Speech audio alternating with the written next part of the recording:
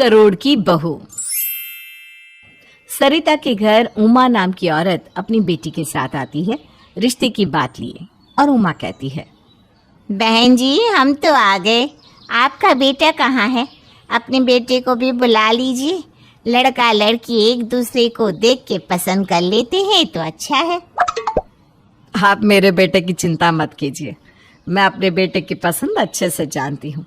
मैं जहाँ बोलूँगी वो वहाँ ही शादी करेगा। ये तो बहुत अच्छी बात है कि आपका बेटा आपकी इतनी सुनता है। हाँ ये तो है, लेकिन अब आप बताइए कि आप अपनी बेटी को शादी में क्या क्या देंगी? मेरा मतलब समझ रही हैं ना आप? बहन जी हमारी जितनी हैसियत होगी हम उससे तो कई ज़्यादा करने की ही कोशिश करेंगे। कहीं कोई कमी रह जाए तो माफ़ कर दीजिएगा, पर आप अपना भी बता दीजिए कि आपको शादी में क्या क्या चाहिए, हम भी वही सब लेकर चलेंगे ना। आपको तो वही सब लेकर चलना होगा जो मैं कह रही हूँ, क्योंकि मैं अपने बेटी की शादी ऐसे ही किसी सस्ते घर में किसी टुच्ची सी लड़की से नहीं करूँगी। देखिए मैं ज़्यादा बातें घुमा फिरा के नहीं कहती, जो मन में आता है साफ साफ कह देती हूँ। मैं बस इतना चाहती हूँ कि आप इतना दीजिए कि हमें दोबारा बोलना ना पड़े। 2-4 चक्के की एक कार, फ्लैट, घर में 7-8 नौकर तो होने चाहिए, और फिर फ्रिज, टीवी, पंखा, एसी, कूलर, ये सब तो आप समझ रहे हैं कि बहुत ज़रूरी होता है। बाकी और कुछ रहा तो हम बता देंगे। बहन जी इतना सब बताने के बाद कुछ बचा है क्या? इतना सब हम कैसे करेंगे? आप अपने लड़के की शादी कर रही हो कि पैसे मांग रही हो? मैंने तो अपनी सारी शर्तें बता दी। अगर अब आपको अपनी बेटी की शादी करनी है तो मेरी शर्तों को मानना पड़ेगा, और अगर नहीं मान सकती तो दरवाजा अभी भी खुला है, जा सकती हैं आप। सरिता की बातें सुनकर उमा कुछ नहीं बोल पाती और वहां से अपनी बेटी को लेकर चली जाती है। ठीक इसी तरह सरिता के बेटे के लिए जो कोई रिश्ता आता, सरिता वहां अपनी लंबी चौड़ी लिस्ट लेकर बैठ जाती और रिश्ता टूट जाता। ऐसे ही कई रिश्ते टूट चुके थे और अब तो कोई रिश्ता आ भी नहीं रहा था। ये सब देखकर सरिता का बेटा अनुज काफी परेशान हो जाता है, क्योंकि उसकी शादी नहीं हो रही थी अपनी माँ की वजह से। कुछ दिनों बाद अनुज अपने दोस्त हेमंत के घर जाता है। क्या बात है हेमंत, शादी के बाद तो बहुत मोटा हो गया। हाँ भाई ये तो सभी कह रहे हैं। मैं तो कहता हूँ तुझे भी शादी कर लेनी चाहिए, क्योंकि तेरी भी शादी की उम्र तो हो चुकी है। अरे यार मेरी माँ है ना, पता नहीं वो क्या चाहती है। इतनी उम्र हो गई है मेरी, लेकिन अब भी माँ मेरी शादी की नहीं बल्कि दहेज का सोच रही है। दोनों बात कर रहे होते हैं तभी वहाँ हेमंत की पत्नी सुधा आती है और अनुज की बात का जवाब देते हुए कहती है, फिर तो अब आपको अनुज जी और जल्दी शादी कर लेनी चाहिए। आपको नहीं पता, पर इन्हीं सब कारण की वजह से मेरा दूर का भाई है ना, उसकी अब तक शादी नहीं हुई। भाभी अब तो हो ही गई होगी ना शादी। यही तो मजे की बात है कि अब भी शादी नहीं हुई। उसकी माँ बड़ा इतराती थी, बोलती थी बहू हीरा लाऊंगी, लेकिन माँ की जिद की वजह से बेटा अब तक कमा रहा है। अब तो वो लोग यही कह रहे हैं कि जैसे भी मिल जाए शादी कर देंगे। हाँ सुधा बिल्कुल सही कह रही है, और सही समय पर शादी हो जाना भी तो सही चीज़ होती है ना। अब मुझे देख लो, अपने बीवी बच्चों के साथ कितना खुश हूँ मैं। हाँ वैसे भी लड़की तो तुम्हें अच्छी मिल ही जाएगी, अभी उम्र भी तुम्हारी क्या है, लेकिन कल को जब हाथ से उम्र निकल जाएगी ना तो लड़की मिलेगी ना कोई पूछेगा। समय रहते शादी कर लो, घर बसा लो। माँ के चक्कर में रहे ना तो ना शादी होगी ना बच्चे। सुधा की बातों से अनुज काफी घबरा जाता है।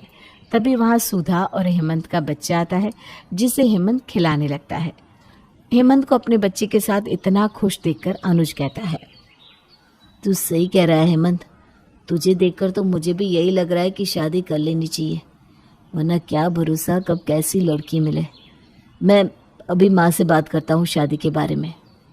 अनुज अपने दोस्त के घर से सीधा अपनी माँ से बात करने के लिए जाता है। वो कहना चाहता था कि माँ अब कैसे भी मेरी शादी करा दो, पर अनुज की माँ उसकी एक नहीं सुनती और अपनी ही चलाती रहती है। ये देखकर वो बहुत निराश हो जाता है। कुछ दिनों के बाद अनुज की फ्रेंड रिया घर आती है। रिया को देखकर अनुज काफी ज्यादा खुश था। तुम यहाँ पर, वो भी इतने दिनों बाद, कैसे?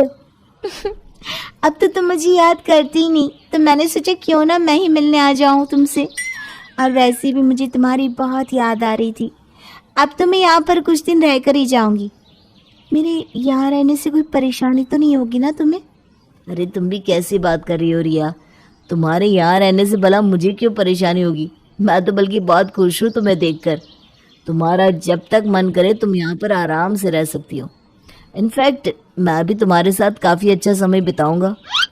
रिया के आने से अनुज काफ़ी ज़्यादा खुश रहने लगा था और अब जब भी ऑफिस से आता तो सीधा रिया से बात करने लगता। ये सब अनुज की माँ देख रही थी। काफ़ी समय बाद अनुज को इतना खुश देखकर उसकी माँ को भी अच्छा लगा था। कुछ दिनों बाद रिया जाने की बात करती है तो अनुज परेशान हो जाता है। अरे रिया, क्यों जा रही हो? तुम्हें पता है ना मैं तुम्हें कितना पसंद करता हूँ, और तुम भी तो मुझे कितना पसंद करती हो। अब तुम मुझे ऐसे यहाँ से छोड़कर तो नहीं जा सकती। मैं तुम्हारे बिना कैसे रहूँगा? हाँ अनुज, तुम बिल्कुल सही कह रहे हो। इस बात में कोई शक नहीं कि मैं तुम्हें पसंद नहीं करती, लेकिन मेरी भी तो बात समझो ना। मैं यहाँ इतने दिनों तक रह गई, लेकिन अब मैं किस हक से यहाँ रहूँ? तुम्हारी दोस्त होती तो रह भी जाती, लेकिन अब मेरे दिल में तुम्हारे लिए प्यार आ गया है। अब मैं यहाँ और नहीं रह सकती। तुम्हें पता है अगर तुम चली गई तो मैं फिर से पहले की तरह उदास हो जाऊँगा। फिर भी तुम मुझे छोड़कर जा रही हो, ये तो बहुत ही गलत होगा ना मेरे साथ।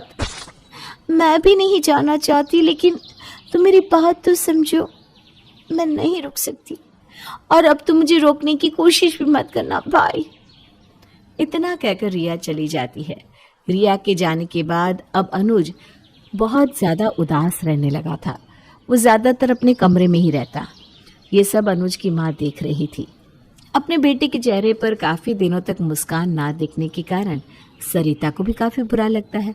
कुछ दिनों बाद अनुज जब अपने कमरे में होता है तो सरिता रिया को अपने साथ लेकर आती है। रिया को देखकर अनुज खुश हो जाता है। रिया, तुम यहाँ कैसे? तुम तो चली गई थी ना, और तुमने कहा था कि अब तुम वापस कभी नहीं आओगी। हाँ, मैं तो नहीं आने वाली थी, लेकिन मुझे माँ जी यहाँ लेकर आई हैं।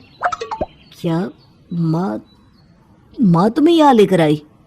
हाँ, माँ जी यहाँ लेकर आई।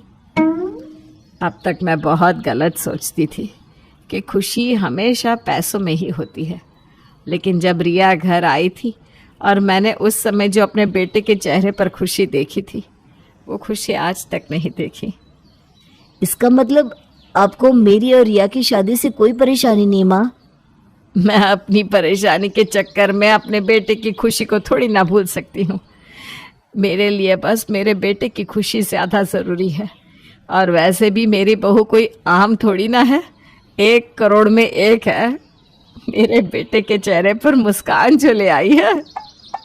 सरिता को आखिरकार अपने बेटे की खुशी के लिए खुद को ही झुकाना पड़ता है।